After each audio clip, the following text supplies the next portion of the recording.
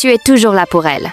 Quand elle va bien, quand elle va mal, quand elle doute, quand elle pleure, elle t'écrit tard le soir. Elle te fait confiance. Elle te considère comme quelqu'un d'important, mais jamais comme quelqu'un qu'elle pourrait aimer autrement. Si tu écoutes cette vidéo, c'est probablement parce que tu es coincé dans ce que beaucoup appellent la friend zone.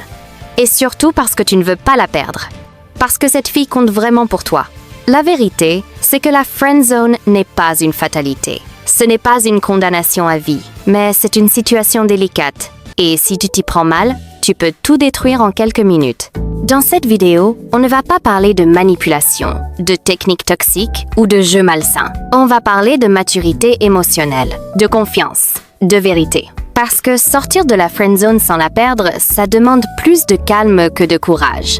Beaucoup d'hommes pensent que la friendzone signifie qu'ils ne sont pas assez beaux, pas assez riches, pas assez intéressants. Mais dans la majorité des cas, ce n'est pas vrai. La friendzone, c'est avant tout une dynamique. Une habitude relationnelle qui s'est installée avec le temps.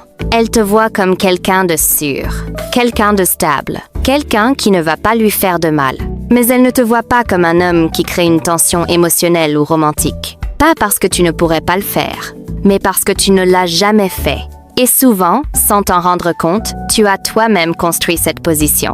En étant toujours disponible, en répondant toujours trop vite, en écoutant tout, sans jamais exprimer ce que toi tu ressens vraiment, en mettant ses besoins avant les tiens encore et encore. Être gentil n'est pas un défaut. Être respectueux n'est pas un défaut.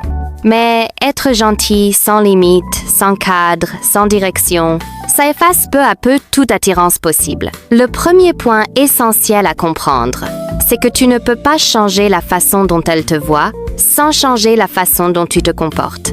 Espérer qu'un jour elle se réveille en réalisant que tu es l'homme parfait pour elle est une illusion. La réalité ne fonctionne pas comme dans les films. Et l'une des plus grosses erreurs que font les hommes dans cette situation, c'est de garder tout à l'intérieur pendant des mois, voire des années, puis de tout lâcher d'un coup, de manière émotionnelle, lourde, intense.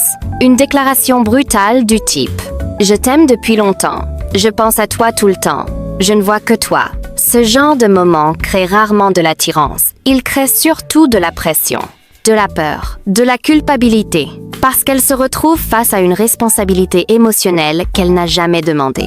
Une autre erreur fréquente, c'est d'être constamment disponible. Toujours répondre, toujours proposer, toujours être là. À force, tu deviens prévisible, tu deviens acquis. Et ce qui est acquis n'est plus perçu comme désirable. Critiquer ses choix amoureux est aussi une erreur majeure.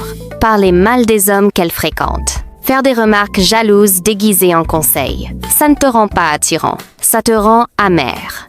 Alors, avant même de penser à sortir de la friend zone, il faut d'abord arrêter de creuser plus profond. La première vraie étape, c'est de reprendre ta place d'homme.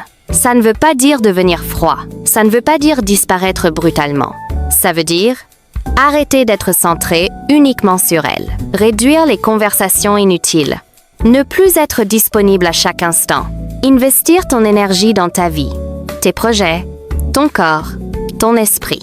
Une femme ressent quand un homme a une vie pleine. Et elle ressent aussi quand un homme fait d'elle le centre de son univers. L'attirance naît souvent du manque léger, pas de la présence constante. Ensuite, il faut commencer à changer subtilement l'énergie entre vous. Pas avec des phrases lourdes, pas avec une drague agressive, mais avec de petites variations. Des regards plus soutenus, un silence assumé, un humour légèrement taquin. Des compliments qui ne sont pas amicaux, mais jamais vulgaires. Pas, tu es gentil. Mais plutôt, tu as quelque chose dans ton regard aujourd'hui. C'est troublant.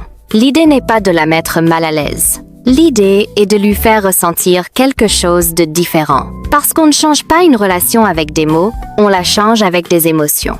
Il est aussi essentiel de modifier le cadre dans lequel vous vous voyez. Si vous vous voyez toujours comme deux amis, en plein jour, dans des endroits bruyants, sans intimité, elle continuera à te percevoir comme un ami. Proposer un moment différent change tout. Une marche le soir, un café plus calme, un endroit où les conversations deviennent plus profondes. Le contexte influence l'émotion, et l'émotion influence l'attirance. Mais à un moment, il faut arrêter de tourner autour du sujet. Pas pour forcer une réponse, Mais pour être honnête avec toi-même, être honnête ne signifie pas être dramatique. Ça signifie être clair, calme et respectueux. Un jour, dans un moment posé, tu peux simplement dire quelque chose comme « Je tiens beaucoup à toi et j'apprécie vraiment ce qu'on partage. Mais je dois être honnête avec moi-même. Je ressens plus que de l'amitié. Je ne te dis pas ça pour te mettre la pression. Je voulais juste être vrai. » Puis tu tais. Tu n'argumentes pas. Tu ne te justifies pas. Tu ne demandes rien. Tu laisses l'espace. Parce qu'un homme sûr de lui n'essaie pas de convaincre. Il exprime, puis il observe.